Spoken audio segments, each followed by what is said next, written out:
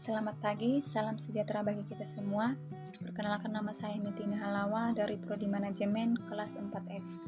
Saya akan menjelaskan tugas mata kuliah bank dan lembaga keuangan lainnya dengan topik definisi, kriteria, dan fungsi uang. Dalam topik ini saya akan menjelaskan 5 poin, antara lain: pertama, definisi uang; kedua, kriteria uang; ketiga, fungsi uang; keempat, jenis-jenis uang; dan yang kelima, sejarah uang di Indonesia.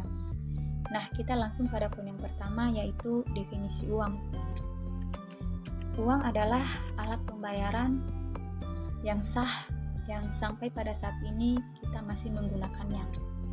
Namun pada zaman dulu atau zaman nenek moyang kita, sebelum mereka mengenal uang atau sebelum adanya yang namanya uang sebagai alat pembayaran, dalam memenuhi kebutuhannya, dalam mendapatkan keinginannya, mereka bisa melakukan dengan tukar menukar atau secara barter, tidak dengan uang, tidak dengan kita saat ini. Jika kita menginginkan sesuatu, jika kita ingin mendapatkan sesuatu, keinginan memenuhi kebutuhan, kita bisa membayarnya dengan menggunakan uang sebagai pembayaran yang sah. Namun pada zaman itu tidak dengan seperti saat ini.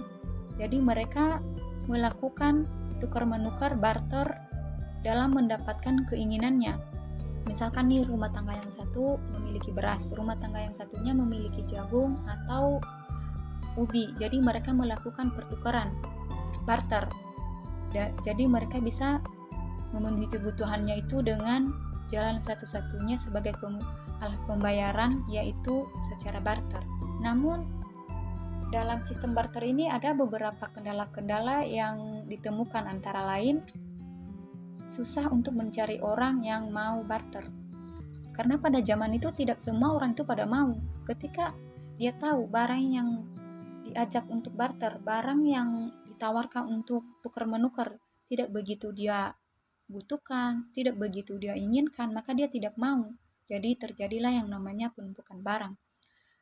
Kedua, sulit untuk menentukan dari nilai barang dan jasa. Ketiga, sangat susah untuk memenuhi kebutuhan atau sangat sulit sekali.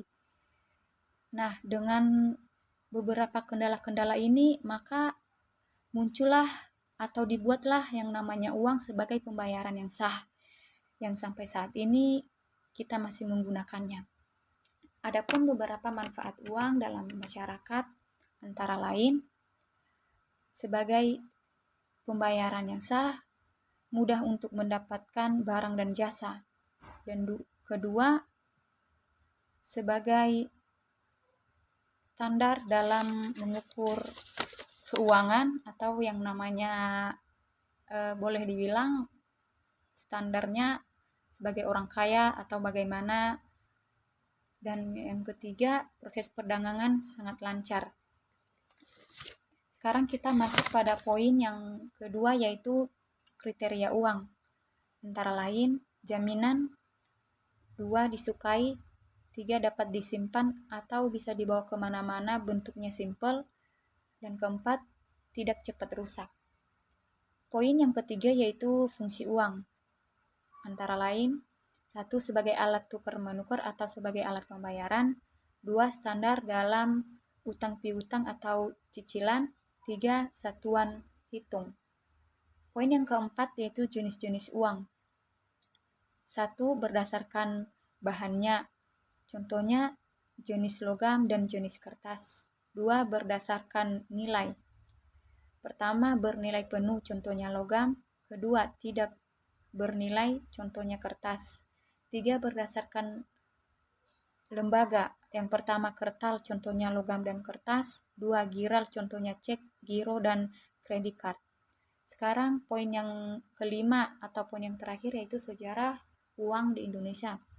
Pada tahun 1951, dengan berlakunya hukum darurat nomor 20 tanggal 27 September 1951, ditetapkan pembayaran yang sah kecuali irian barat, yaitu rupiah.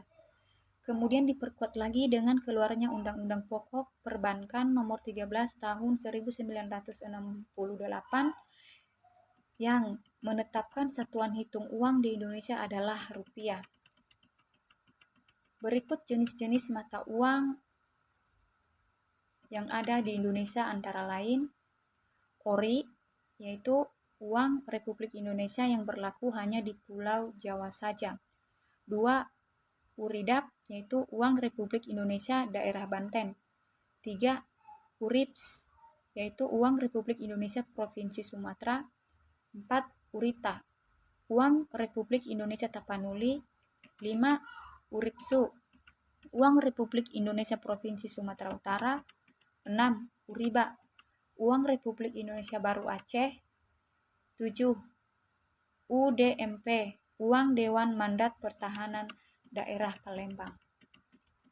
Demikianlah penjelasan dari tugas mata kuliah bank dan lembaga keuangan lainnya.